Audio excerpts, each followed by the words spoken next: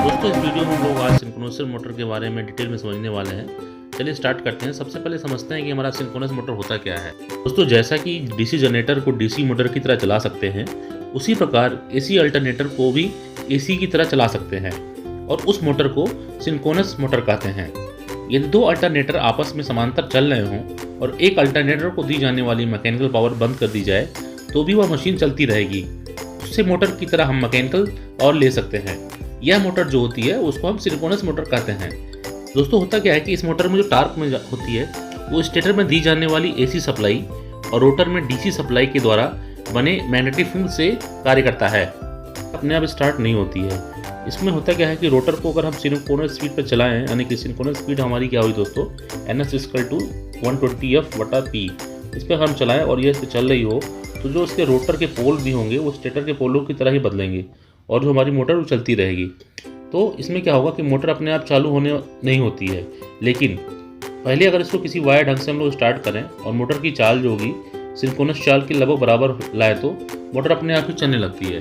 दोस्तों एक सवाल अक्सर पूछा जाता है कि जो हमारी सिंक्रोनस मोटर होती है वो सिंपल मोटर से अच्छी क्यों होती है। तो उसका सही जवाब होगा दोस्तों, उसके जो हमारे रीज़न होते हैं वो आपको हम समझाएंगे। उसके 3-4 मेन रीज़न होते हैं। सबसे पहले क्या होता है कि जो इसकी स्पीड होती है हर लोड पर स्थिर रहती है। दूसरा क्या होता है दोस्तों, इसकी जो लीडिंग और लैगिंग पावर फैक्टर दोनों ले सकते हैं। तीसरा क्या दोस्तों कि इसकी एफिशिएंसी भी बहुत अच्छी रहती है। और चौथा जो होता है वो इंडक्शन मोटर से स्पीड भी अधिक होती है हमारी इसकी सिंक्रोनस मोटर की।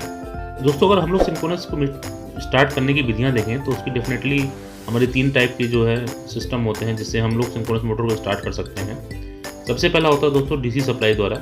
इसमें क्या है, अगर हम इसको थोड़ा सा समझेंगे साथ दोस्तों, तो डीसी में क्या होता है कि डीसी सप्लाई मिल रही होती है तो मोटर क्या होगा, डीसी कंपाउंड मोटर पर स्टार्टर लगाकर स्टार्ट करते हैं ताकि मोटर की जो स्पीड कंट्रोल की जा सके।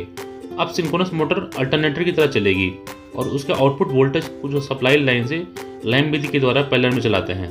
अब जब पैरेलल में चल जाए तो डीसी मोटर बंद कर देते हैं, तब सिंक्रोनस मोटर चलती रहेगी और उससे मैकेनिकल लोड हम लोग ले सकते हैं। जो विधि होती है दोस्तों वो हमारी होती है पोनी मोटर लगाकर। होता क्या है कि मोटर को स्टार्ट करने के लिए जो होता है सेकंड हमारा जो ऑप्शन होता है उसमें एक इंडक्शन मोटर सिंक्रोनस मोटर के साथ जुड़ी रहती है।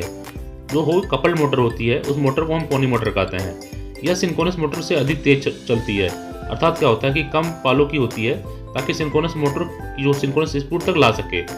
जब सिंक्रोनस मोटर इंडक्शन मोटर से सिंक्रोनस स्पीड पर चलने लगे तो डीसी एक्साइटेशन ऑन कर देते हैं और इस पोनी मोटर को हम लोग बंद कर देते हैं। हमारी विधि होती है दोस्तों, उसको हम लोग बोलते हैं सेल्फ स्टार्टिंग। इसमें क्या करते हैं कि मोटर को सेल्फ स्टार्ट बनाने के लिए रोटर पोलो के मुंह पर एक डैम्पर वाइंडिंग की जाती है। ये डैम्पर वाइंडिंग क्या करती है कि स्क्विरल केज वाइंडिंग की तरह होती है। ऐसे सिंक्रोनस मोटर को ऑटो सिंक्रोनस मोटर भी कहते हैं हम लोग। अब हम लोग समझते हैं दोस्तों कि जो हमारी सिंक्रोनस मोटर होती है उसमें डैम्पर वाइंडिंग किस लगाई जाती है। होता है कि लगभग सभी सिंक्रोनस मोटरों में डैम्पर वाइंडिंग लगी रहती है। इस वाइंडिंग में क्या होता है कि स्क्विरल केज वाइंडिंग की तरह रोटर के पोल्स में तांबे के कंडक्टर लगे रहते हैं जो दोनों ओर से रिंग के द्वारा शॉर्ट सर्किट से जुड़े रहते हैं। हम लोग अगर स्टार्टिंग में डैम्पर वाइंडिंग के कार्य की अगर बात करें तो स्टार्ट करते समय क्या होता है दोस्तों कि सिंक्रोनस मोटर जो होता है स्टेटर में रोटेटिंग मैग्नेटिक फील्ड पैदा करता है जो केज वाइंडिंग यानी रोटर पर करंट पैदा करता है, जिसमें टार्क पैदा होता है और मोटर को इंडक्शन मोटर की तरह लगभग सिंक्रोनस स्पीड पर चलाता है। तब DC excitation current load field में आ जाती है और रोटर पर स्थिर पोल बनाती है। इस प्रकार दो पोलों को यानी कि यन तथा यंस के जोड़ों अचानक में आपस में जुड़ जाते हैं और मोटर अपने सिंक्रोनस स्पीड पर चली जाती है। और जब मोटर चल रही होती है तो इसको क्या करते हैं हम लोग, सिंक्रोनस स्पीड पर चल रही है मान लीजिए, तो स्टेटर और रोटर में आपस की एक स्पीड सी होती है। इसलिए केज वाइंडिंग जो होता है डैम्पर वाइंडिंग इसको हम लोग बोलते हैं, में कोई ईएमएफ इंड्यूस नहीं होगा क्योंकि अब कंडक्टर चुंबकीय जो है बल रेखाएं नहीं काट रहे होंगे और डैम्पर वाइंडिंग का कार्य नहीं होता है। इसमें दोस्तों अगर हम लोग हंटिंग इफेक्ट की बात करें तो मान लीजिए कोई मोटर है कम लोड पर या कम से अधिक किया गया हो तो मोटर में हंटिंग शुरू हो जाएगी। अर्थात क्या होगा कि उसमें अलग अलग लोड पर स्पीड का आइसोलेशन यानी कि एक स्पीड में आसपास हिलना हो स्टार्ट हो जाता है। जब हंटिंग असर होता है तो डैम्पर वाइंडिंग चुंबकीय बल रेखाएं काटनी शुरू कर देती हैं जो कि हमारा जो होता है अपोजिट टार्क पैदा करते हैं जो कि रोटर की स्पीड नए लोड पोजीशन पर एक से रखी होती है। इस प्रकार हमारा हंटिंग असर को दूर कर सकते हैं। दोस्तों हम लोग जो है सिंक्रोनस मोटर और इंडक्शन मोटर में डिफरेंस भी समझ लेते हैं। सिंक्रोनस मोटर में क्या होता है कि ये अपने आप चालू होने वाली नहीं होती है, जबकि इंडक्शन मोटर क्या होता है कि ये अपने आप स्टार्ट हो जाती है। सिंक्रोनस मोटर में क्या होता है कि इसकी स्पीड जो होती है हमेशा सिंक्रोनस स्पीड पे ही रखी रहती है और हर लोड पर जो है कांस्टेंट होती है, जबकि इंडक्शन मोटर में क्या होता है कि इसकी स्पीड जो होती है सिंक्रोनस स्पीड से कम रहती है और लोड बढ़ने पर घट जाती है। सिंक्रोनस मोटर में क्या होता है दोस्तों कि हर पावर फैक्टर पर यह कार्य कर सकती है, लेकिन इंडक्शन मोटर क्या होता है कि केवल लैगिंग पावर फैक्टर भी कार्य करती है। सिंक्रोनस मोटर में क्या होता है कि स्पीड हमारा कंट्रोल करने के लिए बिल्कुल भी नहीं हो सकता है, जबकि इंडक्शन मोटर में स्पीड कंट्रोल हम लोग कुछ हद तक कर सकते हैं। सिंक्रोनस मोटर में मोटर से मैकेनिकल पावर लेने के अलावा इसे पावर फैक्टर को बढ़ाने के कार्य में भी लाया जाता है और तब यह सिंक्रोनस कंडेंसर कहलाता है। और जो कि हमारा इंडक्शन मोटर होता है दोस्तों, यह केवल मैकेनिकल पावर के लिए ही कार्य में लाया जाता है। सिंक्रोनस मोटर में क्या होता है कि इस मोटर में डीसी एक्साइटर भी लगाते हैं, जबकि इंडक्शन मोटर में कोई एक्साइटर नहीं लगाते हैं। सिंक्रोनस मोटर हमारी दोस्तों थोड़ी महंगी पड़ती है, लेकिन इंडक्शन मोटर कंपैरेटिवली जो होती है वो सस्ती पड़ती है।